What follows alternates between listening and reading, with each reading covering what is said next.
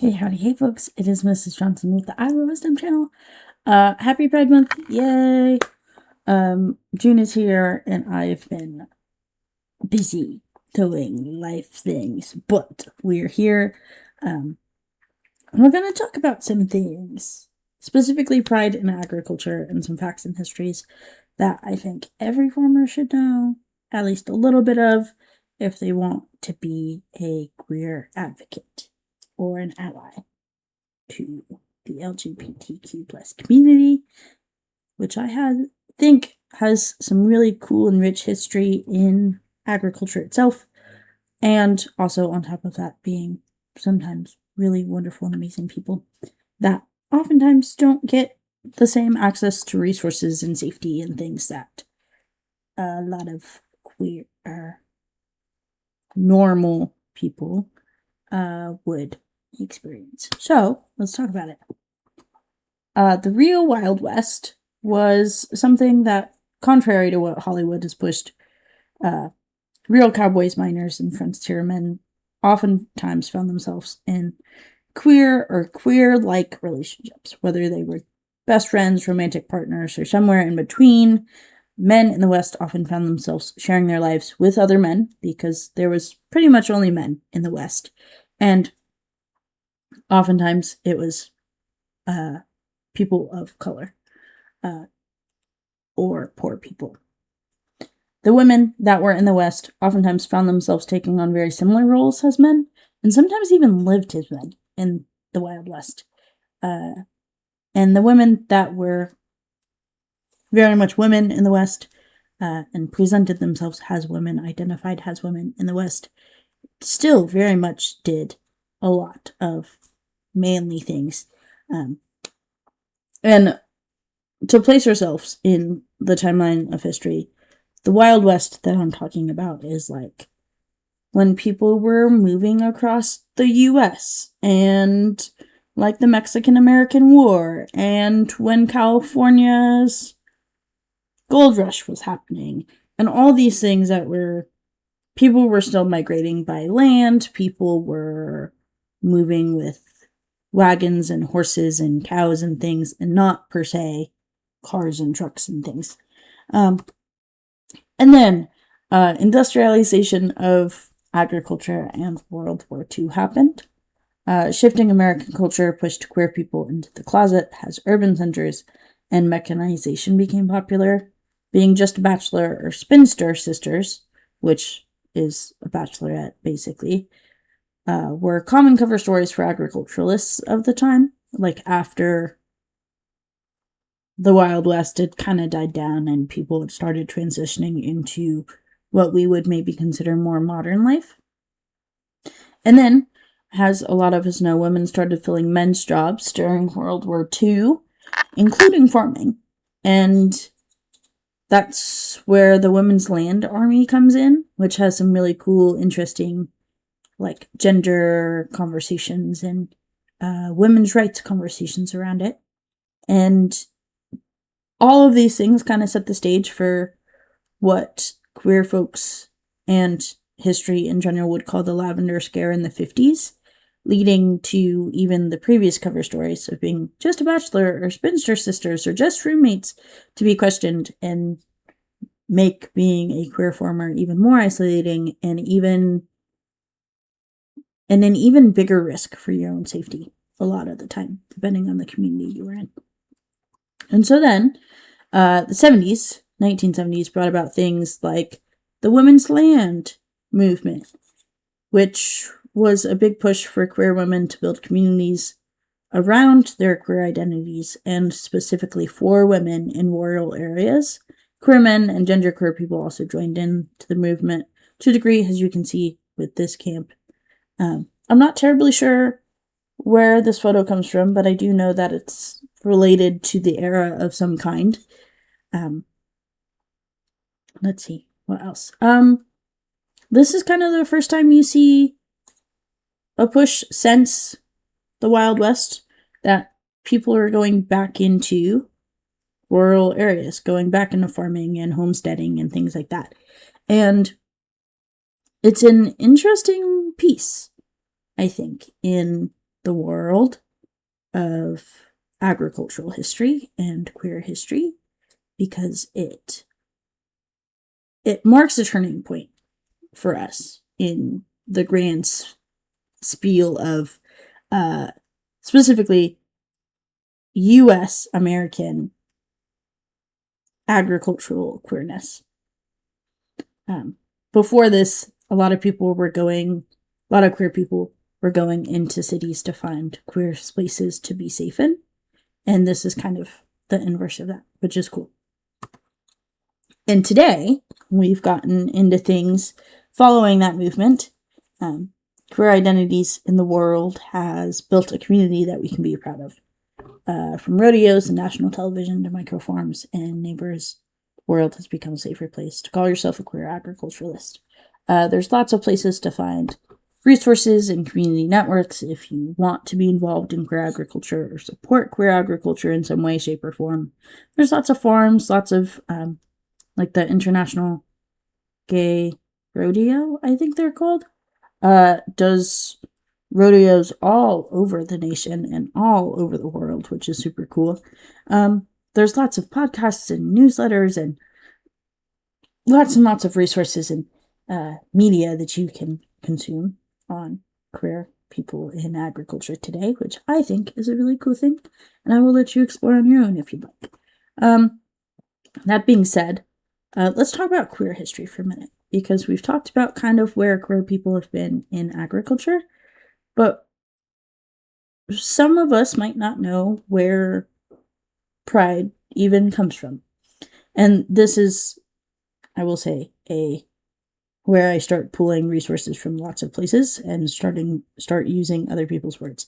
So, if you didn't know, Pride Month, quiet Pride parades actually started in 1969 when a police raid on a gay bar called the Stonewall Inn prompted demonstrations by members of the LGBTQ+ community, and a year later, the first Pride Parade was held in commemoration of the Stonewall riots. This photo here actually has Marsha P. Johnson, which was an LGBTQ+ leader and identified as a gay person, a transvestite, which is an outdated term. We would use transgender usually nowadays, and a drag queen. And I point this out because Marsha and the Stonewall riots was a pivotal moment in queer history for the U.S. And a lot of queer historical people tend to be people of color, not always, but there's a lot of instances both in agricultural queer history and gay history that we find ourselves looking at people that are marginalized in more than one way. So they are a Black queer person, they are a Mexican queer person, they are a woman dressing in male clothes and presenting themselves as a cowboy. And so there's oftentimes more than one layer to some of the most influential people in history. More than one layer of discrimination, more than one layer of a lack of resources. And I think that's an interesting concept, that some of the people that struggle the most would be the most influential. And I think that's a lot of heavy lifting for them. And this is another slide that I kind of just stole. Pride wasn't just Pride before it was called Pride. It was initially called the Gay Liberation March, followed by the Gay Freedom March, and the whole Pride thing was coined in the 80s and eventually became just Pride. And a lot of you probably, when you think of Pride, think of rainbow flags. That actually comes from another really cool queer icon, and was made for the debut, or made its debut in the San Francisco Pride Parade of 1789. So, like, somewhere in this Stonewall riots, revitalization, Stonewall riots, women's land kind of experience in the world. And there's a couple updated versions now, because Gilbert Baker, who made this top one here, actually designed it specifically for sexual queers or sexual orientation gay, and wanted to represent a lot of the core values that was important to him and his community at the time. And we've since updated it, the community, to include things like the transgender flag and nods to the people of color communities. Hence these chevrons here. And the newest one actually includes a nod to the intersex community, which is when your body parts are not quote unquote normal. So you might have both male and female body parts instead of all female or all male. Or you might have no sexual body parts, which is weird. And we find that a lot in agriculture anyway. So there you go. And if you don't know, speaking of intersex, that little flag that I pointed to, this little triangle one, this little triangle with the circle in it, each identity has a flag and oftentimes a letter in LGBTQIA+.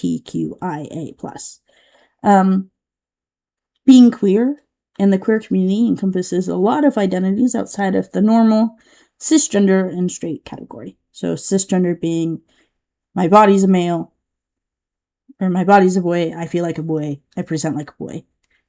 And straight being, if I'm a boy, I like the quote-unquote normal opposite sex. So, women. And oftentimes, I think this is important to note, you have gender identity and sexuality, or sexual identity. Sexuality is often based on who you find attractive in comparison to your gender and your body, and how you find them attractive. So, is it romantic? Is it sexual? Do you just find them pretty? Do you find them to be friends with you? Whatever it is. And here on this side, I have a couple different flag colors. So lesbians, bisexuals, pansexuals, believe this one is asexual, this one's non-binary, and this one is gay in the sense of like man loving man, gay, and then lesbian being women loving women.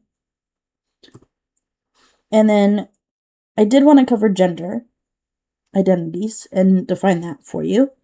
Gender is most commonly based on your biological sex, your gender expression, and your mind's identity in comparison to your community's gender norms.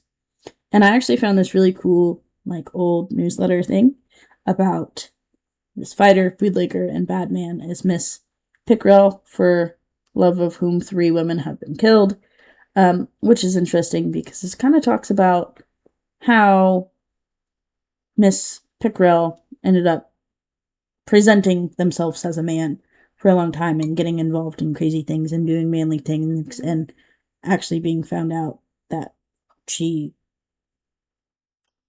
runs around, presents herself as a man in a lot of situations and is very much a woman, like in her body, which is cool and interesting and just a cool example of how gender identity can be presented in the agricultural world and has been.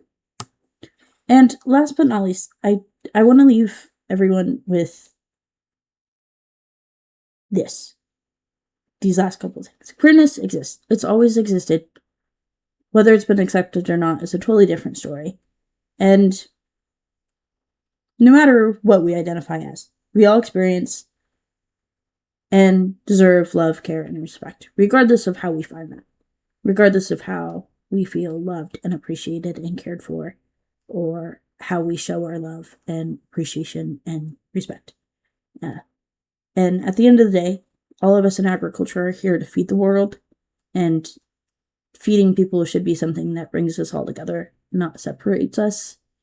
I think agriculture in general is a really humbling industry, and very much an industry that wants to care for other people and wants to care for other people and make sure that they're living their best lives and ensure that we're doing things right for our communities and taking care of our communities and taking care of the queer people in our communities in particular is something that I think we could be better at sometimes. And I've seen a lot of progress even in my day and age. And, as I said, queerness is not new in agriculture. We shouldn't treat it like it is new, because it's not new. Let's treat it like it isn't new, like it's not going anywhere, and like our queer neighbors, our queer farmers, are just farmers trying to feed people. And our queer neighbors that are looking at us to feed them are just hungry people that deserve to be fed just as much as the next person, and cared about and loved and enjoyed. And I really hope that you enjoyed this I really hope that you took something interesting from this conversation and learned something new about either agriculture or the queer community. And I hope that we can continue building a better world together. Comments, questions, concerns, drop them in the comment section, like and subscribe. And happy Pride Month. I love you all. You're amazing. And let's get back to farming. Okay, bye!